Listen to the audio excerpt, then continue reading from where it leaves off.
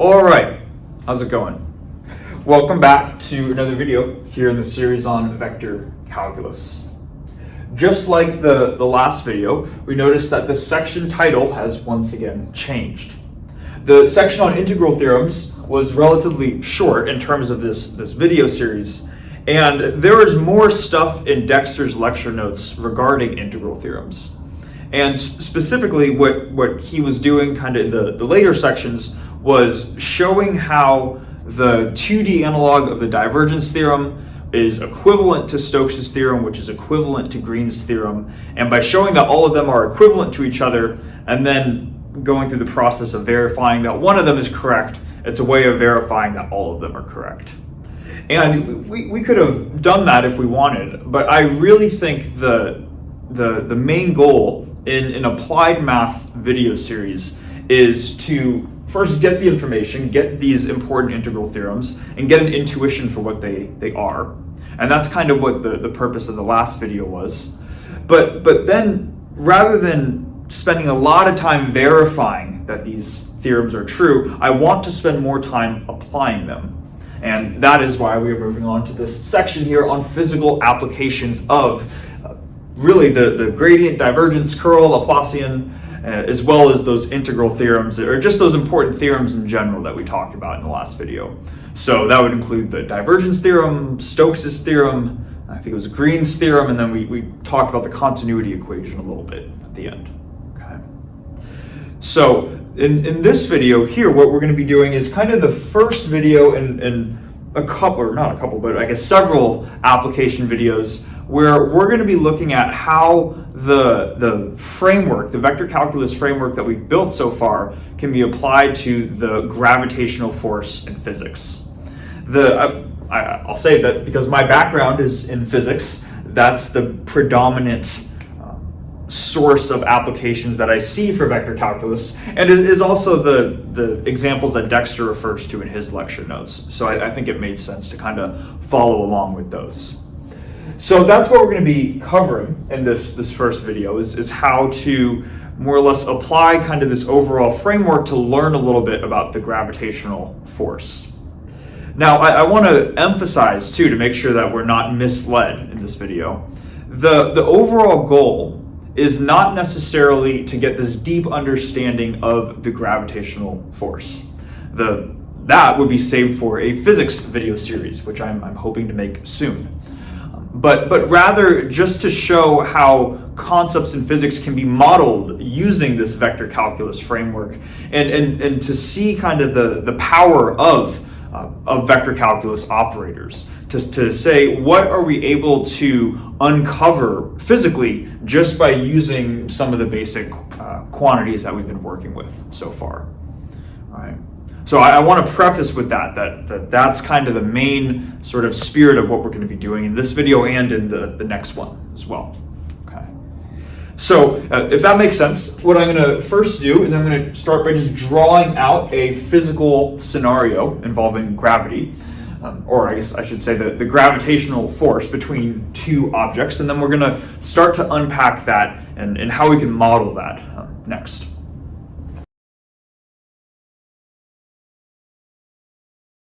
Okay, so this sort of cartoon diagram is going to act as our starting point here.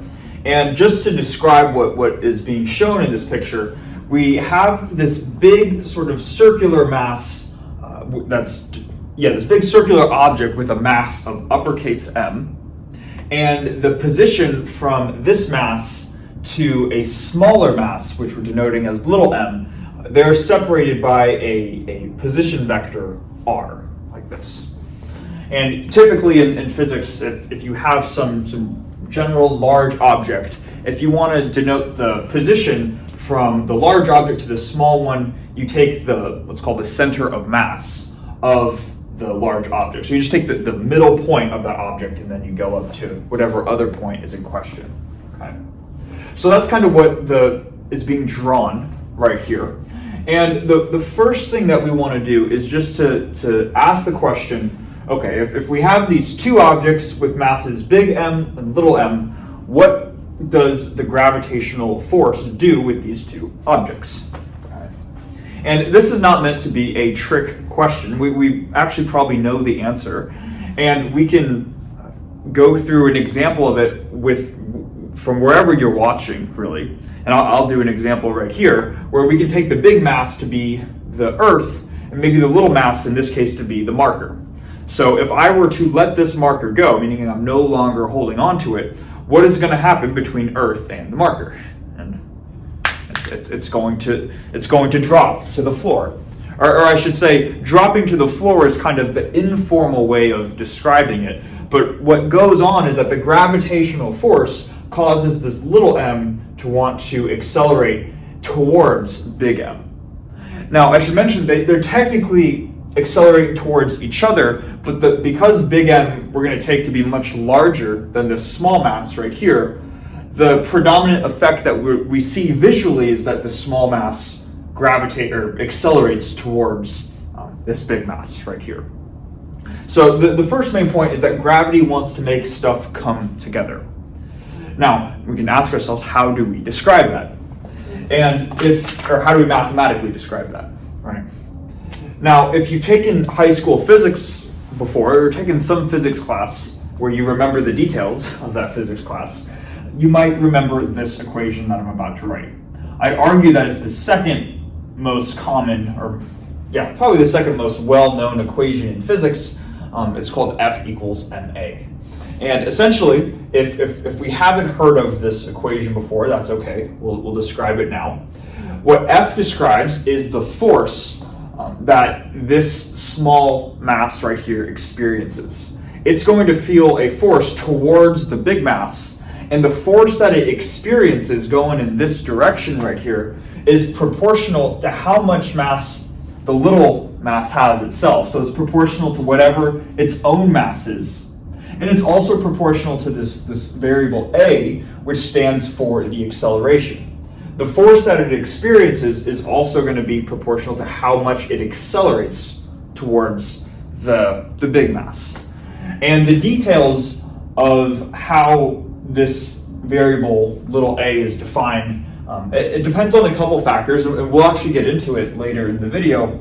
But for now, what we want to think is simply that when this small particle right here experiences a force, it depends on two things. The first being how massive the small particle is itself, and the second being how fast what is its acceleration going towards the big mass. Okay. Now, this is what we would see usually in introductory physics. But what we're going to do here is we're going to start to generalize this picture right here so we can start to use our vector calculus framework. And the first thing that we're going to sort of make note of, which has been implicit so far, is that there's nothing special about drawing our smaller mass right here, right? Like there's nothing special about this upwards right leaning direction. I could have just as easily put a mass right here. I could have put a mass right here. I could put a mass wherever I wanted around the large mass. And the idea is that wherever I put that mass, the same behavior is going to occur where the two masses want to come together, which again visually looks like the small mass wants to go towards or accelerate towards the big mass. So if the small mass is here, there would be an acceleration this way. If it's here, there's going to be an acceleration this way, and you can do this for any position around the big mass. So what does that tell us, right? That tells us that this small particle right here, little m, is going to experience a force, and that force is going to depend on whatever the position of this mass is. So we want to specify the position of this mass in this equation right here. So the way that we can do that is we can say that F, our force, depends on the position of the small mass. So it can depend on X, Y, and Z, like this. Okay? And hopefully that makes sense, right? If we had a mass here, the force would be going kind of down and to the left, but if we drew the mass over here, it would be going, I guess, to the left, but now upwards. There would be a change in the overall way that we describe the force. So it inherently depends on the position of this smaller mass right here. So this is our left-hand side. And then for our right-hand side, we have m. M is just a constant. it's simply it's going to be a positive number representing the mass of this little particle right here. So this is just, we can think of this as some positive number. That doesn't change. But A right here, the acceleration that the little mass experiences, we'll see is also going to be a function of the position. And again, hopefully that makes sense as well, right? If the mass is right here, it accelerates this way, but if it's over here, it accelerates this way. It's going to depend on where the mass is. That will determine how we express the acceleration. So just like the force, the acceleration depends on the position of the particle, like this. A is a function of x, y, z. And then we can stop and ask ourselves, what does this picture look like so far? Well, so far it looks like we have one output, f, with multiple inputs. Same thing right here, we have one output with multiple inputs. It might seem like this is an equation of two scalar functions, right? That's how we describe scalar functions. But let me take one more step here, and also just say something that will hopefully make sense. That when describing a force itself could have multiple components to it. You could have, at least if you're working in 3 dimensions, you could have the force in the x direction, the y direction, and the z direction. Each of those components are independent of each other.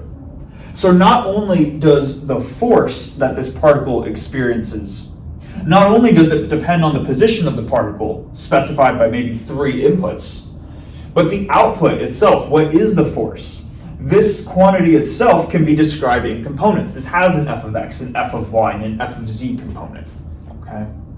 And what that tells us is that f is not just a scalar function, but we need to denote it as a vector quantity to denote each of the components of f. And then likewise, just extending that logic, we need to have the same thing with a. Okay. So hopefully that makes sense. Now just writing this a little bit more compactly, what I'm going to do is I'm just going to denote this as f of r, where r, the position vector, could be represented by x, y, z. And now let's just ask ourselves, what does this object look like? It takes in 3 inputs and it spits out 3 outputs. It is a function from R3 to R3. So what we would say is that the force that this particle experiences due to this mass right here can be mathematically modeled by a vector field. All right. So that's kind of the first thing. This is where we start to see this vector calculus language. Now, if we have a vector field on the left-hand side, we also need to have a vector field on the right-hand side. The mass itself, that is just some positive number. That will never change, so we can think of that as a scalar quantity. But then this quantity right here, A, would need to also be a vector field. And the general notation, rather than writing A of R, what we'll see is that people write it as G of R, like this. Okay. I might say, why is it G of R and not A of R? A typically refers to the acceleration, right? And that's what we see in introductory physics. But this expression right here, where we write G of R, G stands for the gravitational field. And hopefully that phrase, gravitational field, makes sense. Because gravitational, because it is an object that comes about from the gravitational force. It comes about by gravity. So that first word, gravitational, hopefully makes sense. And then field will hopefully make sense because this is a vector field. Right? That's mathematically how we can describe this object right here. So we call this function G of R the gravitational field, and it is this gravitational field that is going to be kind of the central object of this video. The object that we're going to try to understand its properties by using this vector calculus framework that we've developed. Okay. So hopefully that makes sense. Now, one question that you might have is to say, all right, we care about this object, this vector field, this gravitational field, G of R. Why do we care about this one and not the force field, F of R? And I guess the immediate reason is that when working in physics, hopefully you can imagine that once you know what g of r is, like once this quantity is known, then all you have to do is to describe the mass of your smaller particle, multiply your newly found g of r by that mass, and then you get the force field. So the force field is easily obtainable from the gravitational field. It's not that this is inherently more important. They're equally important, but this quantity can be easily found from this one. Okay. That's kind of the immediate reason. Now, a natural follow-up question that you might have is, well, sure, you could find the force field from the gravitational field, but why not just reverse the logic? Why not say, let's find the force field and then divide, because we can also move m to the other side. This is what I'm trying to say. We could say that this is the equation. This is the same equation, right? We could say once you have the force field, why not divide by m, and that'll give you the gravitational field. And if that is the question that you're asking, I will first say that is a fair question. That is a reasonable question to ask. I do not want to answer that question in this video, but I want to save it for the next video. I think in the next video it's going to become clear why this object right here tends to be the object that we care about solving for, as opposed to this one right here. So I want to hold off on that question, but answer that later. All right. So the first thing that we're going to do when trying to understand properties of this gravitational field right here is we're going to make use of this law in physics called Gauss's law.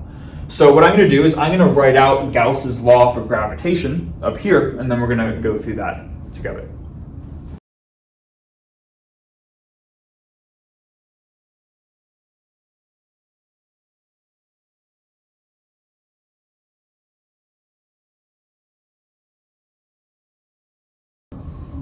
Okay, so this is Gauss's law for gravitation right here. This whole statement, so let's go through it together.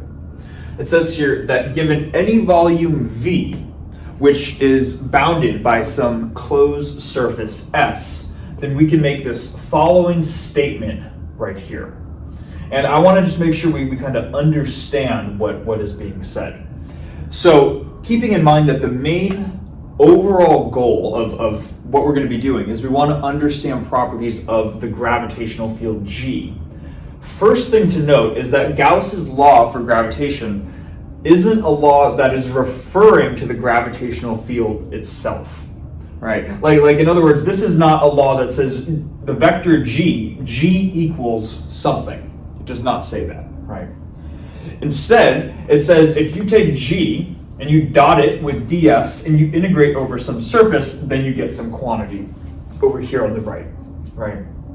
So the first thing to note is that when we're talking about Gauss's law, that is a law that refers to this surface integral.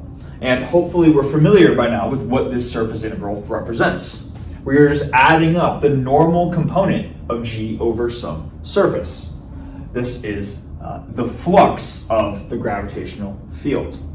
Okay. So that's kind of interesting, right? Like one of these big theorems, or one of these main theorems that we or laws that we hear about in physics, simply says just what happens when we take the flux of a vector field, right? So it's nothing new from what we're already doing. It's just applying it to a given system. Okay. So that's what the left-hand side refers to. We're looking at the gravitational flux right here. Now, on the right-hand side, we're saying that the gravitational flux is equal to something. And it's this right-hand side that is kind of the physics part of this law.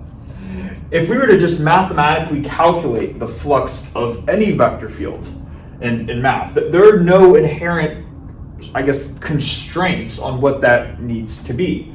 In other words, there's no guarantee that for just an arbitrary vector field F, that we would get this as our right-hand side.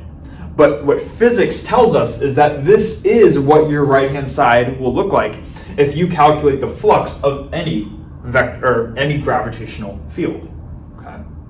So it's kind of interesting. Physics is what is inspiring this constraint right here.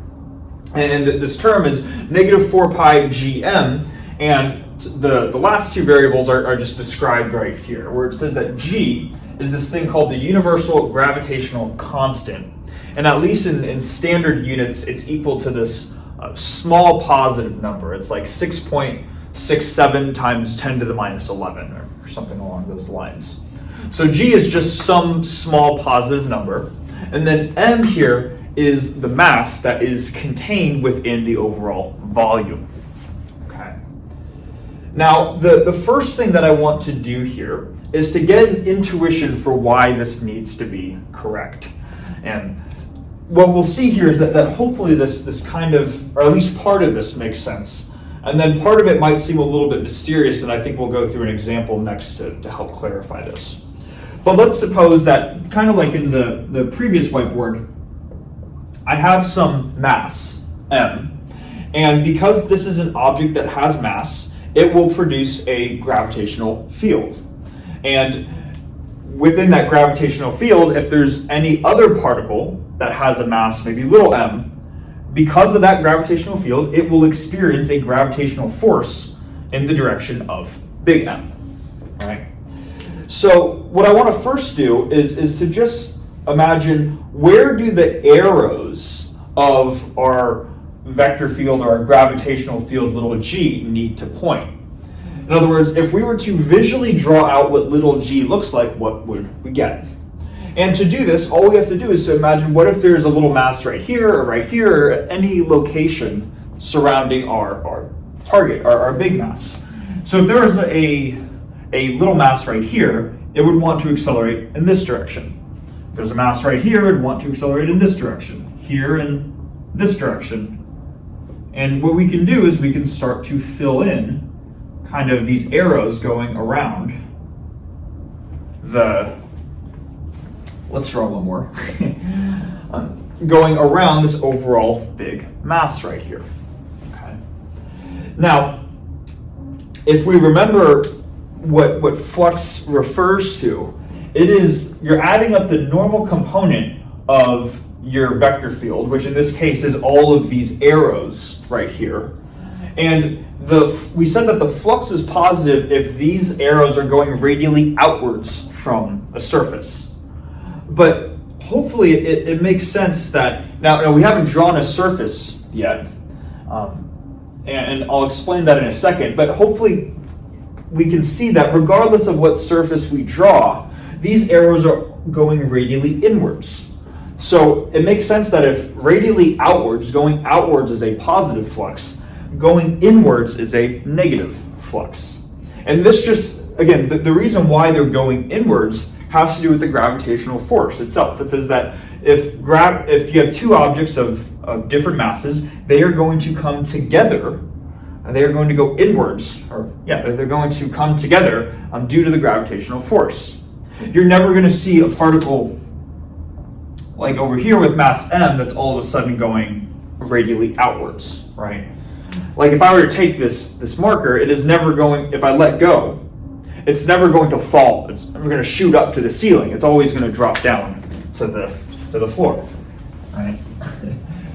So what we can do is we can look back at this equation and we can say, all right, whatever the flux is, which is denoted by these arrows right here, because they're pointing radially inwards, we should expect a negative flux. And that's why we see this minus sign right here, as opposed to a positive sign. Okay.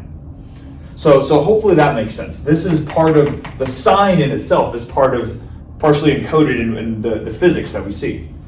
Then if we look at 4 pi g, for now, or I guess really for the purposes of this video series, we're not going to worry too much about those details, and we're just going to think of these as some constant, or this product as an overall constant of proportionality.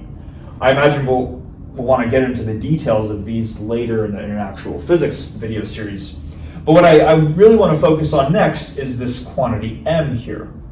Notice here in the definition it says that m is the mass contained in V. It's the mass contained within some volume. And what people can get sort of tripped up on is that we want to ask, well, what is the volume? a lot of times people might look at this scenario and say, well, the volume is maybe this sphere, or this circle, or whatever this is.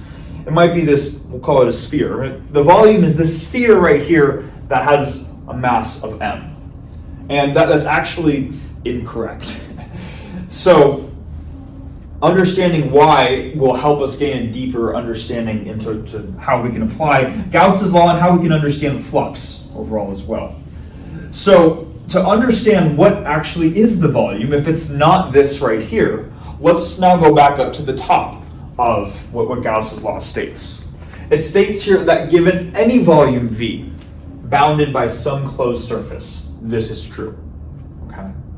So what they're saying here is that whatever your mass is, in this case it's a sphere, but whatever it is, what you could do is you could create a sort of a mathematical surface, some arbitrary surface that encloses this mass right here. And as long as this mass is contained within your surface, that's what would show up in big M. I think rather than talking about it, I should just start drawing things out.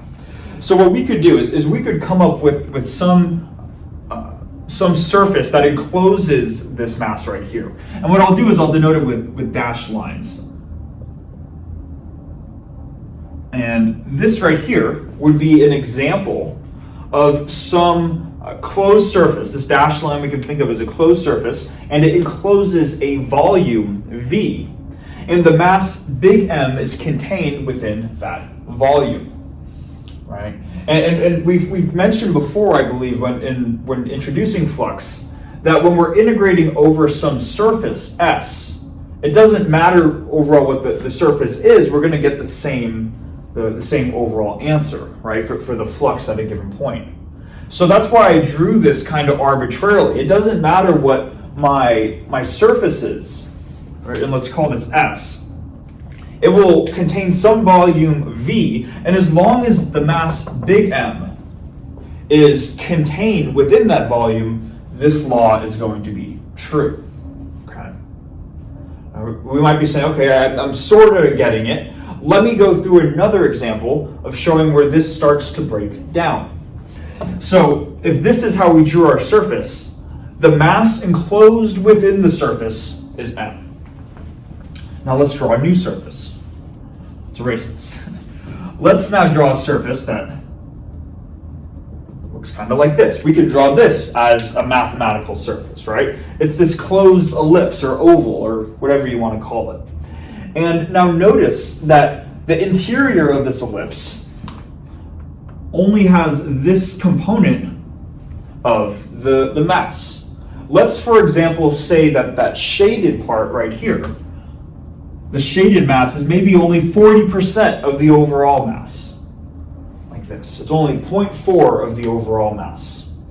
Then if we were to find the gravitational flux where this is the surface, where this is S, and it has a volume V, then what this law is stating is that because the shaded mass is the only mass enclosed within this surface, then we wouldn't have M on the right-hand side, but instead we would have -4 pi g times whatever is enclosed inside the surface. So we would have 0.4 M, like this.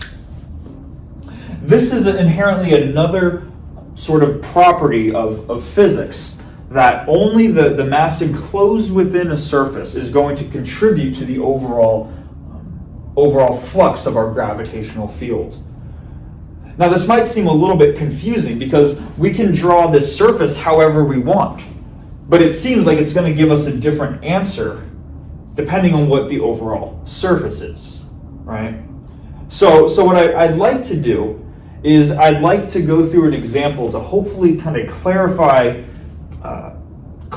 that discrepancy, or go through an example to help us understand that discrepancy. And I think in the process, it's going to help us understand how to compute fluxes at a deeper level. So I'll erase most of what I have right here. I'll keep up this definition, and then we'll go through an example next.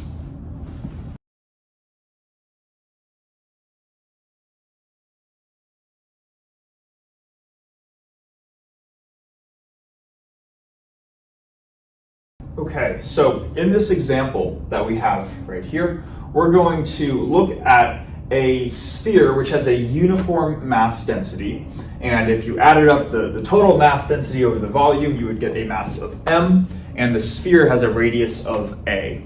And what we're looking to do is we want to compute the gravitational flux that is produced by this sphere. Okay. Now, what I'm going to do, it might seem like we're going on a little bit of a tangent from the question that we left off at in the previous whiteboard, but I do promise that we will get back to it at some point before going on to the next whiteboard. Okay. So what people do is, or what you're going to see a lot in introductory physics, is that they will use Gauss's law by computing the gravitational flux actually as a means not for finding the gravitational flux, but for finding the gravitational field itself. And this is kind of a technique that works specifically if your physical system here has a lot of symmetry. And it turns out with spherical objects that have uniform density, there is going to be a lot of symmetry. Okay. So as a first goal, what I want to do is just to show how we can compute the gravitational flux for this object, and then kind of get into a couple more details after that.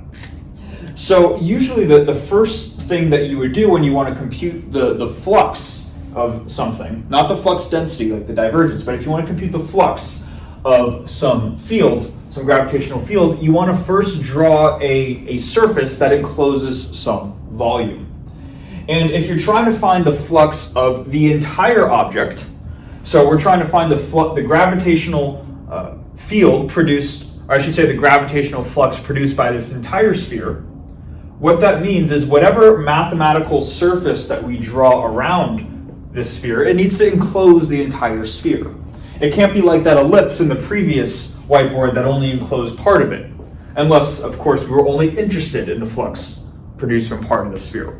But we're interested in the flux produced by the entire sphere, so what we're going to do is we're going to draw a surface around this. And what happens, or kind of the terminology that gets used in physics courses, is this mathematical surface that is drawn around your object. They often refer to that as a Gaussian surface, because we're applying Gauss's law. So you'll hear this as a Gaussian surface. And you could draw whatever surface you want, but it is common to pick a convenient surface that makes use of the symmetry of the problem that allows you to actually solve for the gravitational field itself by applying Gauss's law. So what we did here is we drew, supposed to be a sphere, of a different radius. Any sphere has an associated radius with it, and notice that this radius is larger than the radius of the uniform mass ball itself. We can give this whatever name we want. Maybe I'll call it uppercase R. So now we have two different spheres in question. One is the physical sphere that actually contains the mass. That has a radius of A. And the other sphere is this, or I guess another spherical shell, is this Gaussian surface, this mathematical surface, and it has a radius of R. And it's at this point where we're going to apply Gauss's theorem to this overall system for this Gaussian surface. And let's see what we get.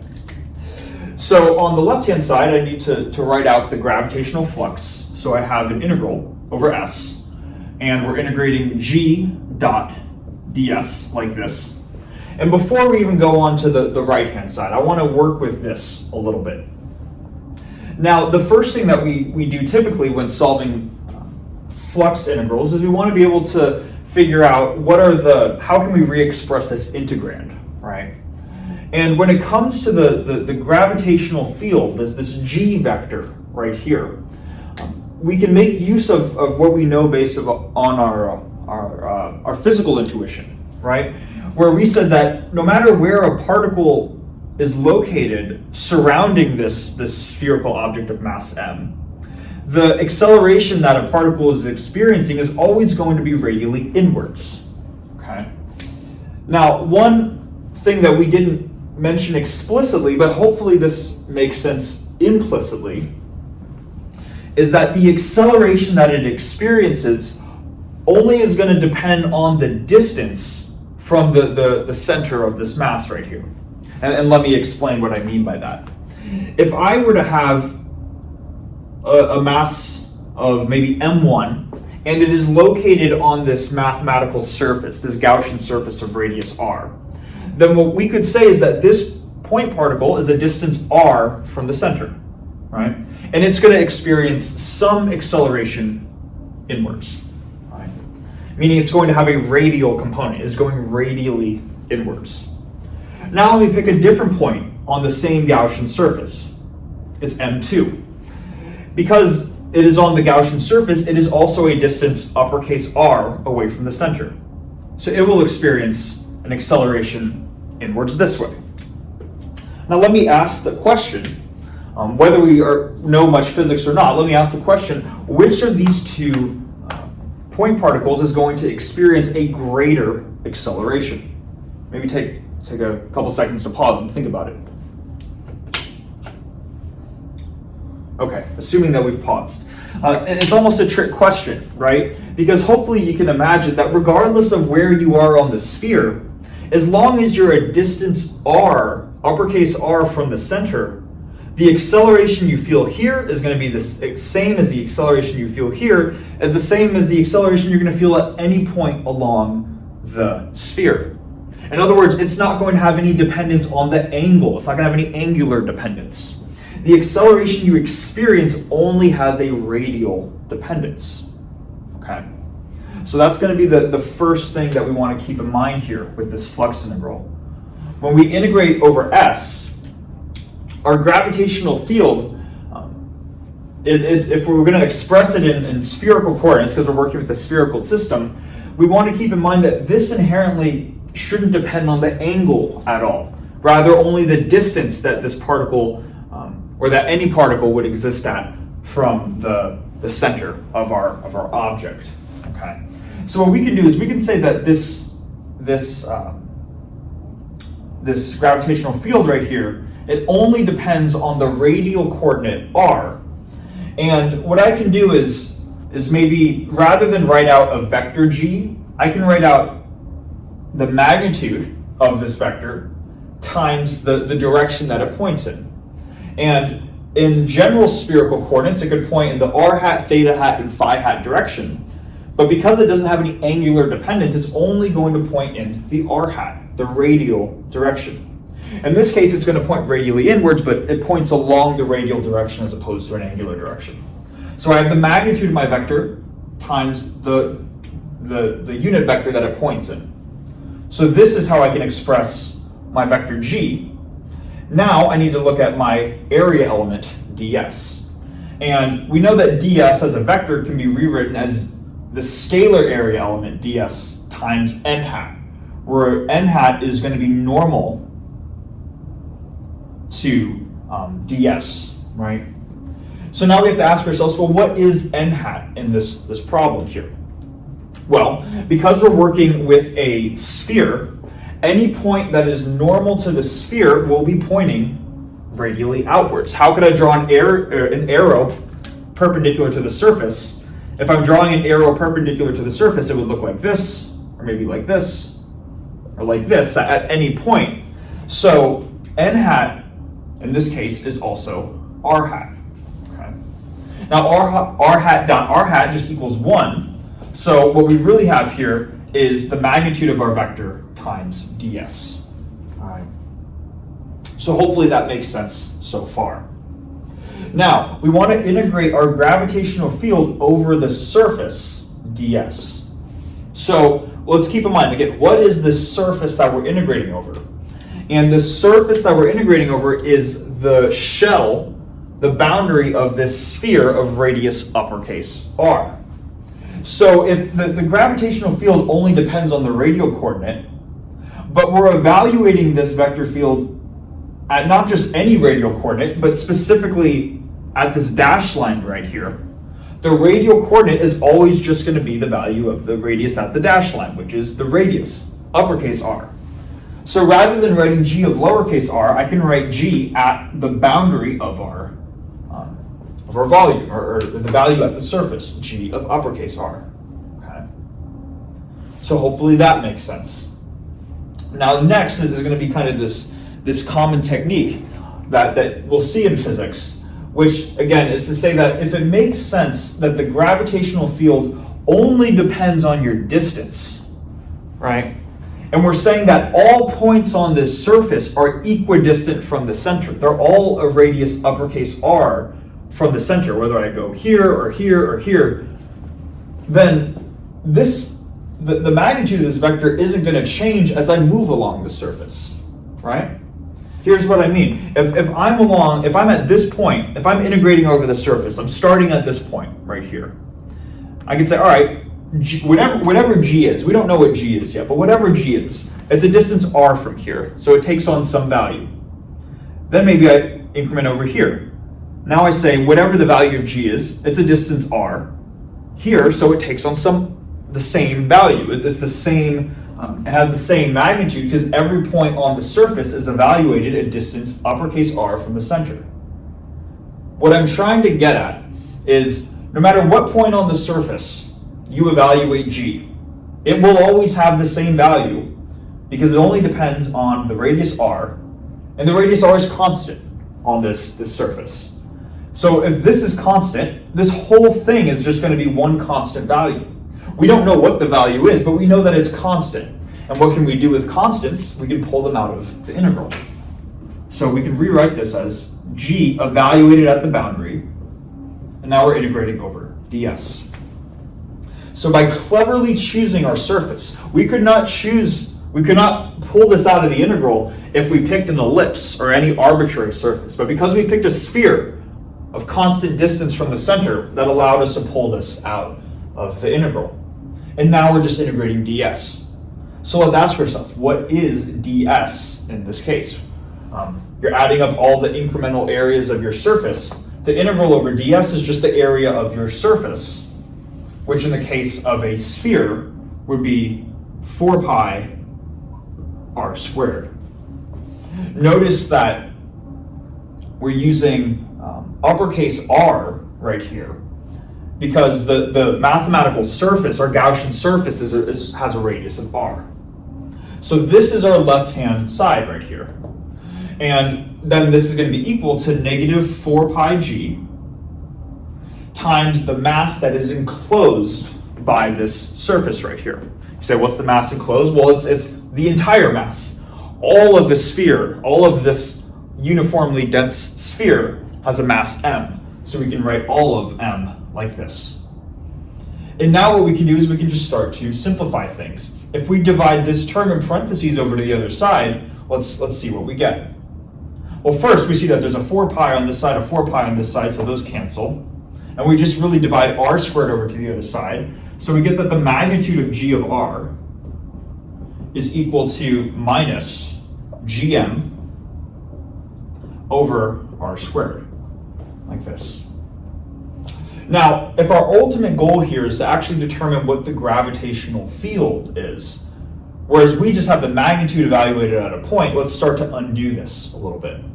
So if this is the magnitude, let's not just find the magnitude, but let's find the overall vector itself. If this is the magnitude of the vector, like this, then when I want to find the overall vector, I just associate the little unit vector that gets attached to this magnitude.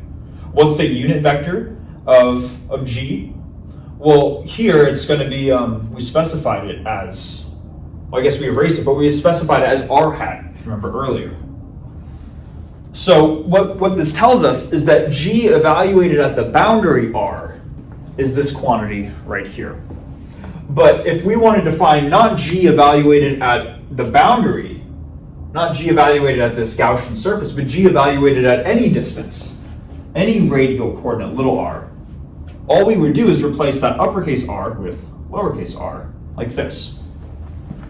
So what we can do is by using our knowledge of the fact that this is constant and using Gauss's law, we can obtain an expression for the gravitational field of this massive object right here.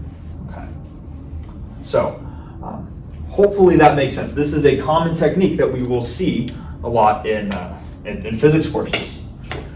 Now, a couple things that I want to mention before moving on.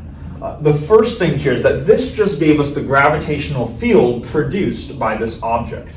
And now let me even erase this Gaussian surface right here. This is just a mathematical surface. But the actual physical system that we had was this thing here, right? This uniformly dense sphere, radius a, and a total mass of m. What we've just determined is that this system right here produces a gravitational field given by this. So now if we have a little point mass over here of mass m, then we can describe the force field, or the force that this mass experiences. We know that the force F of r is just m times g of r, right?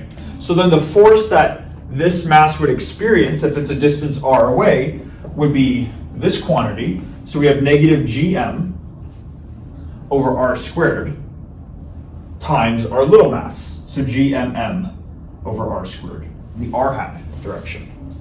And this law right here that I just wrote out is what is known as the universal gravitational force law between any two objects. So this is kind of a way to generalize our F equals ma for any two objects. What we just saw is we have a mass uppercase m and a smaller mass lowercase m.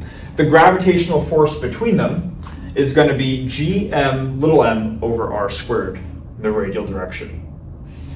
Now, to relate this back to F equals ma, when it comes to being on Earth, so now we say that this isn't just some arbitrary mass, but now we're on Earth, then this quantity that I'm circling, this gm over r squared quantity, happens to equal, or it's approximately 9.81 meters per second squared.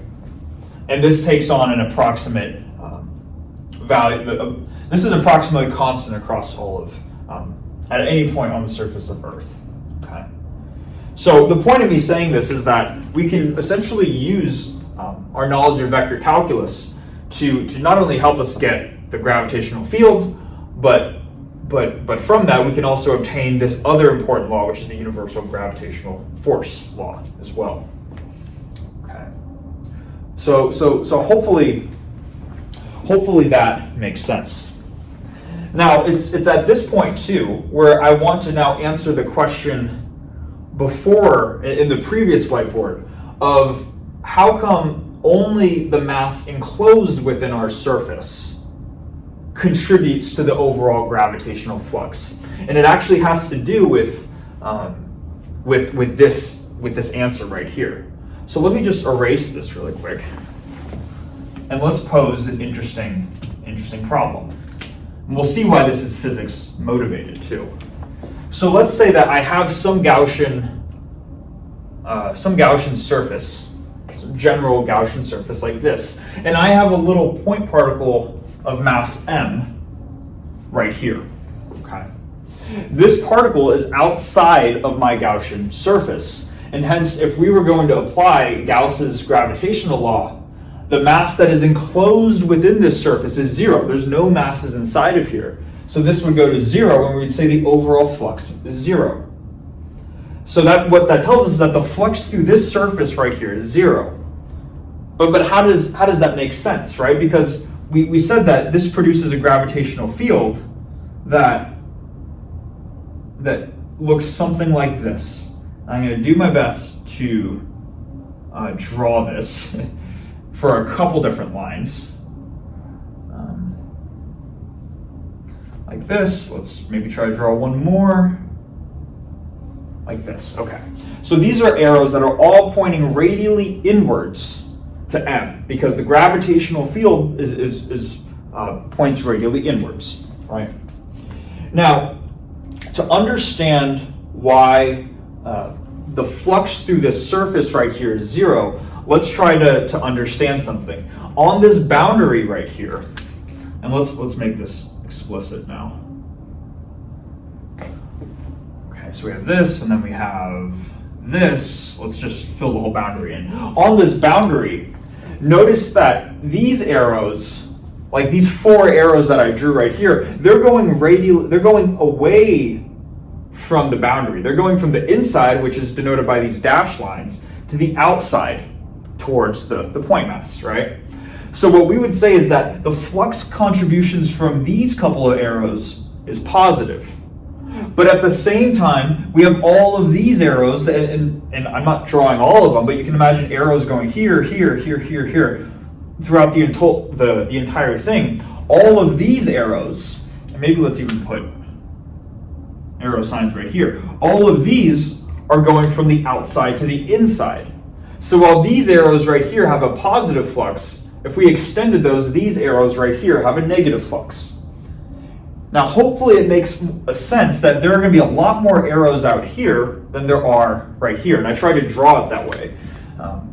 We have arrows going like this, probably going like this. A bunch of different arrows pointing radially inwards towards our point mass. So there are more arrows going from the outside in, producing a negative flux, and only a couple arrows going from the inside out, producing a positive flux. So if we add up all the arrows together, all of the gravitational field, how come these arrows right here, the positive contributions from these arrows, how come they cancel the negative contribution from all of these arrows on the outside?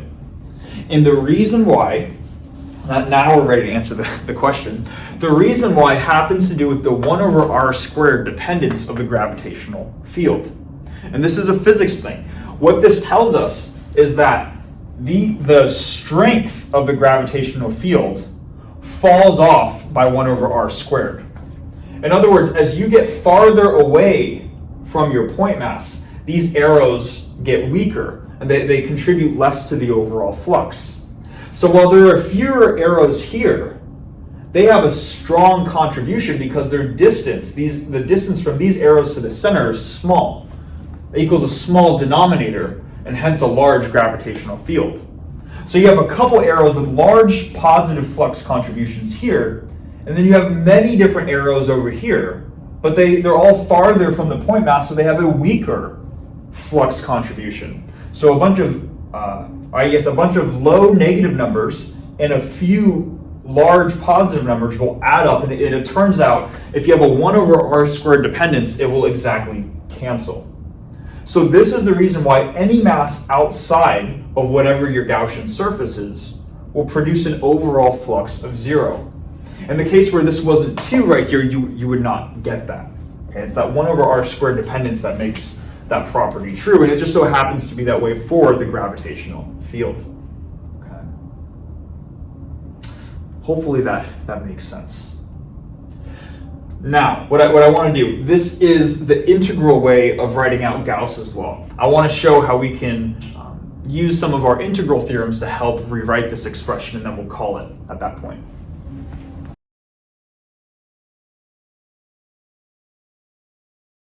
Okay, so now to finish off the video here, we're just going to go through showing how we can reformulate Gauss's law here and go through maybe just a couple things. We're going to rewrite this, which is currently in what's called integral form. It's expressed as an integral. And we're now going to rewrite it in its differential form. And to do this, we're going to make use of the divergence theorem. So we can ask ourselves, what does the divergence theorem tell us? Well, it says that the flux of a gravitational field is just equal to the flux density, or the divergence of the gravitational field, integrated over the flux per volume integrated over the volume, right? So that's what the divergence theorem tells us. And then on the right-hand side, what I'm going to do is I have these constants out front, this -4 pi g out front. And what I can do is I can re-express the total mass as a volume integral, where if the flux here is the flux per volume integrated over the volume, then the mass here is the mass per volume, or in other words, the mass density integrated over the volume, like this. Okay, so rho of r is the typical physics notation used to denote the mass density. So you get another way of formulating Gauss's law, which you don't usually see until the upper division courses. or the ones that don't have vector calculus. You usually don't see this until you have vector calc as a prereq, but once you see this, or I should say, once you have knowledge of vector calculus, rewriting Gauss's law doesn't become too difficult of a task. Because notice on the left-hand side here we have a volume integral. On the right-hand side here we also have a volume integral.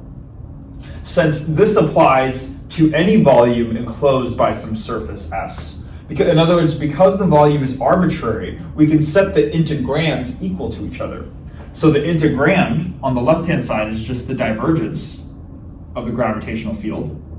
And the integrand on the right-hand side, well, it's rho of r, but we could bring these constants in also, right? So we have negative 4 pi g rho of r, where again, r is, or rho, I should say, is the mass density. So just using theorems that we're already familiar with, we can re-express Gauss's law in its differential form, like this. Okay. So you'll see both of these as kind of two equivalent ways of expressing each other. Now, the final thing that I want to do is just making more connections, one more sort of final connection between what we already know about vector calculus and gravity. And it turns out that the gravitational field G produces a gravitational force F. And when that gravitational force acts on something, energy is conserved while the gravitational force is acting on whatever object you have. It's just this fundamental property that shows up in physics, where we say that energy is conserved within whatever our system is. Now, because G produces, the gravitational field produces let me say this again.